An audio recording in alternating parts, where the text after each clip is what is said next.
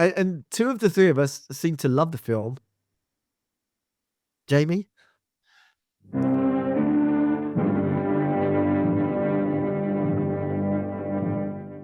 Welcome back to the Modern Horror Stories podcast with Jamie, Dave, and Alex. And this is the fourth in our Christmas specials. Today we're going to be discussing Black Christmas from 1974, directed by Bob Clark. Shall we show our scores before we dive into a discussion? So I'm at a 9. I'm at 3. I'm at 8. Interesting. So who'd like to give us a synopsis? I'll give a synopsis. So, Black Christmas takes place in a sorority house in an American college, and there is an intruder, possibly, and some of one of the girls goes missing, and there's a search to find her, and along the way, more of the girls go missing, but I'm not giving a good synopsis here. They're killed. People are killed. Okay, I'll do a synopsis. Okay. We're in a sorority house, as Jamie said, and they've been getting these calls from somebody they call the Mona. They've been calling this guy the Mona, and they're getting these weird calls from him, and they all sort of think, oh, it's this weird, creepy guy. Piss off. And it turns out he's not just some weird, creepy guy. He's some weird, creepy murderer. And over the course of the film, they're slowly picked off, and we're left with the final girl. And this is one of the sort of early slashers. It's sort of a few years before Halloween, I think. And you can sort of really see when you watch Halloween and then watch Black Christmas, or, whichever order you want to do it in, you can really see the influence that Black Christmas has on Halloween. And I thought it was an incredibly impressive film. I thought it felt modern. Some of the effects were dated, but in terms of the characters and the whole sort of and the themes of it, it felt like, to me, a really sort of prescient film. And I agree. I really enjoyed it. And since you've both given synopsis, I'm going to give a synopsis as well. And this film is about a sorority house. And right at the beginning of the film, you see a guy creeping up on the sorority house, climbs up the wall and jumps into the window. And so he's kind of in the building. And maybe he's there for the whole movie, or maybe he leaves and comes back. But he's a very clear and present danger from the very beginning. And he starts picking off the girls. I think that synopsis was the best yet. So you had the advantage of having our two synopses beforehand, to be fair. Well, yeah, I like to build on other people's synopses. Yeah, I knew you were waiting till after I'd done my synopsis. Very crafty. And two of the three of us seem to love the film. Jamie? I didn't love the film. There will be spoilers, so oh yeah, there will be. Yeah. So go and watch the film, because two of the three of us like it. I have a feeling that if I had seen this earlier in my life, if I was rewatching a film that I'd sort of grown up with, then I might actually really like this film. But watching it fresh, so this was the first time I saw it, and I actually found it really boring, and I found most of the characters very annoying, and yeah, I couldn't wait for the film to finish, to be honest. I feel we had it's fascinating because you love 13 Ghosts. I can't put these two things together in my mind. I think 3 was the score that I gave 13 Ghosts. It was something like that. But not necessarily, it just... Because you're a fan of Scream, right? I mean, yeah. I think we were talking about some of our favorite horror films and you mentioned Scream. And I think sort of the DNA of this film and Scream Yeah. are so interlinked. I'm surprised that it wasn't for you. Yeah. Yeah. I agree. I could really feel the DNA. Like this is the grandparent of Scream. You can feel the links between it, and as you were saying, also Halloween as well. Like that, you can sort of see like the ripples spreading out through the genre. But yeah, I found it very slow and uh, yeah. Interesting. I mean, I feel like the DNA of this film is in so many horror films, Mm. not just Scream. Certainly the Friday the 13th franchise and the Halloween franchise. We even get a hockey mask in it. Yeah. And there's so many things I love about this film. I was comparing it with all the films on my list to decide what score I should give it. And I love the combo of the horror atmosphere. Um, so you've got the murder and the darkness, but also you've got carols and colors and snow, got all the elements that I love. Um, and you don't get to see the killer as well, which I felt was really fresh. I didn't get to see this till about 12 years ago. So I wondered when I first saw it whether I would be disappointed. In fact, I was expecting to be disappointed. So maybe that's why I enjoyed it a little more than I expected. But I just see it as a kind of odd one off. And although it sired all these other kind of horror films down the line, it still has its own kind of quirky place. There's so many things in it. That said, there's so many things in it I think there is to hate. But I've kind of grown to love them because I've seen this film a few times now. So, for example, there's some scenes which I just feel are painfully long. So some of the phone calls, like especially the very first phone call, just seems to go on forever. And as I'm watching it, I'm thinking, this phone call's going on too long. And then after a while, I actually start getting interested again. A bit like a comedy act who plows a joke so long that it becomes unfunny and then it becomes funny again. And so some of those things happen in this film. Um, Also, I like the multiple threads. So you've got out of the blue, you've got this child who's been murdered in the fields. And we don't know if that's connected to the killer or not, but everyone's kind of going out as a big party to um, search for the missing child.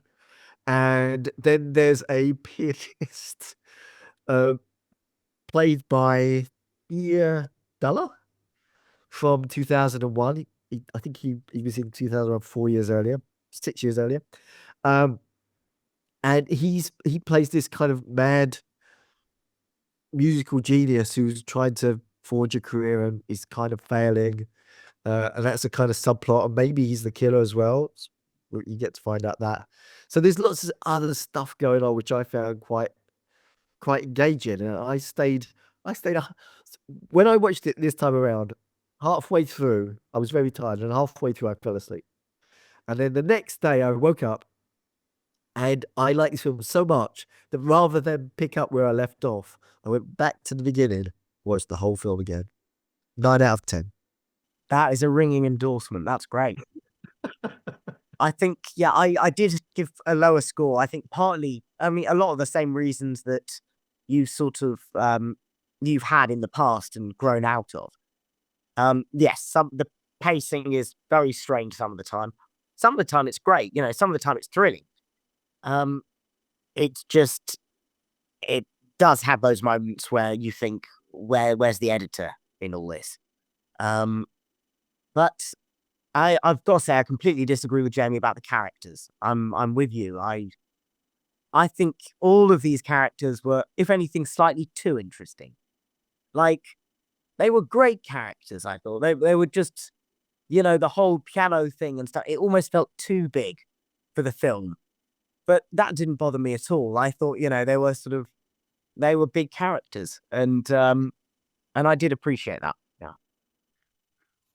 To be fair, yeah, they were big characters. But I I don't know. I just didn't buy any of them. The only one I did buy was John Saxon, the detective. I thought he was brilliant, and I thought he did a really good job, and he carried that role very well. But all the other characters, I thought like yeah, some of them were big, but it felt like the bigness just came out of nowhere. It was like we've talked about in The Shining, when we were talked about Jack starts at 4 and then escalates to 10. Like all these characters start at 9.5, and it feels like anyway, like the house mother is like, Oh, I'm not having a word said against her, I'm afraid. okay, No, fantastic character. I couldn't I'd quite like to hear though. She reminded me a bit like this film, and especially her reminded me a bit of the maid in Don't Open Till Christmas. Yeah. Okay, Like- yeah, now I sort of see it. The maid in Don't Open Till Christmas was a bit more positive, but but but you can imagine that I could see a link between those two. Don't Open Till Christmas came after this, I think, so they maybe they had some inspiration there. Yeah, more DNA. Yeah, more DNA. Yeah. But yeah, I just found like her switching from being really pleasant to really like miserable and moody.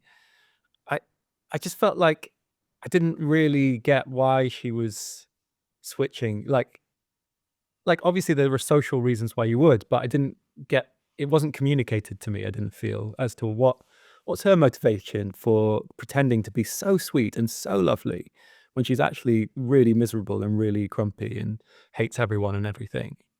Like what's that all about? It just seems to come out of nowhere. And Peter's attitudes come out of nowhere. We have no introduction to him other than he's already miserable and angry and wants his way. And where's that come from? And and the desk sergeant at the police station. You weren't a fan of the desk sergeant either. No, well, I felt like, why were people treating him like he was the worst person ever when all he said was, He was dreadful, to be fair, as a police officer. They were like, oh, there's, we're absolutely terrified. All this stuff's happening. And he was just like, it was atrocious. As a police officer, not as a character. As a character, I loved him. As a law enforcement official, there was much to be desired. maybe my attention drifted away and I didn't spot that. But I saw somebody trying to like. He said like girls go missing at university all the time. They're usually shacked up with someone. Like that seems like a reasonable thing for a police officer in a university town to say. I don't know, but like it's not like a minor has gone missing. It's an adult at college. I get that it's serious, but it's been like, I don't know how many hours it's been, like 2 hours or something. It's in the UK, I'm sure the police officers would say, you need to come back in 48 hours or 24 hours or something. Like, Yeah, but they would have understood the fellatio joke, hopefully. Oh, yeah, true. But that doesn't make him a bad police officer. I mean, I'd expect somebody in law enforcement to have some basic idea. I mean, I'd expect anyone to have some basic idea, to be completely honest. I don't know. It was a great character. It was The desk sergeant. 1974 though. I'm not sure what age I understood the word fellatio. I think I'd probably needed to rhyme something with Horatio at some point. Yeah. That's the only thing I can think of.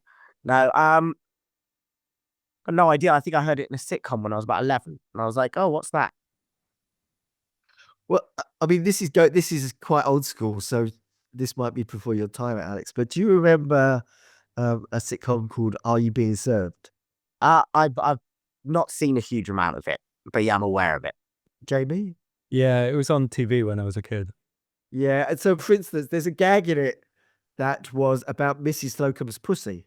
Yeah. Classic. And I watched the whole show until it finished and didn't realize there was a double on No, top. you're kidding. Yeah, I didn't know either. Oh my god. Okay, That's so why- maybe you guys would have been like this desk sergeant. Oh, fair enough then. I rescind any insult to the desk sergeant. I appreciate some of what you're saying, Jamie, and I think there are lots of flaws As I watch it, I can see flaws, but then I'd kind of come to love a lot of its flaws. Almost like in a relationship, you know? If someone's not perfect, sometimes their flaws become endearing. And for me, the flaws of this film have become, for example, do you remember the part where Mr. Harrison, I think the father of the first girl who died, turns up, and he's in the sorority house, and the housekeeper's standing in front of a poster of a nude woman, and she just puts her hand on it to cover it up. And I'm looking at it thinking, this is just so ludicrous, but I just still enjoyed it. I thought, yeah, do I want to change this in my 3 things to change? No, I don't. I want to keep that flaw in there. Did you find this film funny? Yes. Interesting. I think not the whole way through, but I think there are some great moments of humor in there. Interesting. Yeah, I think it's a brilliant question though, because I think there's moments that are supposed to be funny, which fall flat. But also there's moments which aren't supposed to be funny, which I really enjoy. Like the poster, I think that's supposed to be legitimately funny, but I kind of enjoy it in a different way. But also I think there's some real actual nice comedy moments. I liked John Saxon's reaction when he saw the word fellatio. He didn't even have to Yeah. It was read it great. out. You just saw his reaction to the fact he was written down. Yeah. I thought that was great. I take it you didn't find it funny at all. Not at all. There was a certain point about halfway through the film, and there was a scene, and I was like, "Oh, I think they're trying to be funny here." Like, but it really felt like they were really trying to be funny, and it was, for me, it was falling completely flat. I wasn't getting the humor at all, so it just felt very awkward. Yeah, I think it might have been the scene between Barb and the desk Nash, the desk sergeant, where she was saying fellatio. I was like, oh, maybe this scene is supposed to be funny. It's, but it just, it didn't feel it. I can't remember if it was that scene that I thought it of, or if it was even later when I was suddenly like, oh, and then I was trying to find the comedy in it, and I couldn't. I've got a feeling the housekeeper's alcohol problem. Yeah, was that was definitely a joke. I think that's Okay. a joke. Yeah. Which you wouldn't be able, I mean, probably quite rightly, you wouldn't make that joke now, because it just, on the bare face of it, is just this simple thing. Look, she's an alcoholic. Look at her. Point, laugh. Which, yeah. We, at the very least, we like our jokes now to be a bit more sophisticated. But you know, I quite enjoyed it for that 1970s-ness. I appreciated it as a sort of, as a little time capsule of what jokes were. Yeah, I like the 1970-ness of this film. And yeah, I appreciate a lot of it maybe feels odd out of context, but you know, I'm watching it in the context of the film, and so I wonder if I'd seen it, if I'd gone into it knowing that it's a sort of comedy horror, then maybe I'd have a really different view of it overall. has anyone got their phone in front of them? I wonder if you could check IMDb and see, is it listed as comedy horror? I've got IMDb up on my screen here. It is listed as slasher horror, whodunit, holiday, horror, mystery, and thriller. Now, and this is a spoiler, but I wouldn't call it a whodunit. Oh, you don't think they were trying to give the impression that it was The Pianist? Yes, I thought that was sort of a red herring there, but I didn't feel it was kind of. No, I don't think it was a traditional whodunit. No, it certainly wasn't a traditional whodunit. Okay, I'm going to clarify then. I think this wasn't a whodunit because a whodunit needs at least say 4 or 5 people who you're thinking, oh, it's got to be one of them. Yeah. Whereas I don't think there were that many suspects. No, there wasn't. It was either Peter or a random guy. Yes, exactly. Yeah. So yes, so I wouldn't call it a whodunit in that sense. Particularly at the end of a whodunit, you find out who done it. That's why it's not a whodunit, True. I think. And we still don't really know who done it. No, exactly. We So don't know. I think in that sense, I'm not sure if it can be. But How did you feel about the ending? I liked it. I really liked that ending. I thought it was a nice way of sort of, because we knew by that point, we almost certainly weren't knowing who the killer was. But I wanted something to sort of, to hear or to look at. And it delivered that. It was nice. It was just sort of one effective thing to show you this isn't like a ghost or a phantom or anything like that. This is a killer. The killer was there. The ending really annoyed me because the police have walked into a house where 2 people have been murdered and 1 person has been killed in self-defense, and they haven't searched the house. It's just like they've taken a phone call and left, and like the house is just like in the house is just the girl and the killer and the 2 other dead bodies, and nobody's That's a very good point, but I'm not sure I care enough, to be honest. But also, haven't we established that the police aren't that great? They don't Yes, they're understand terrible. ratio. Yeah. So on that note, we will wrap up our Christmas special. Join us tomorrow when we're going to be talking about 3 things that would make this movie even better, and I'm sure Jamie's going to have some wonderful suggestions. So he can certainly make it a lot better. So join us then for our follow-up to this.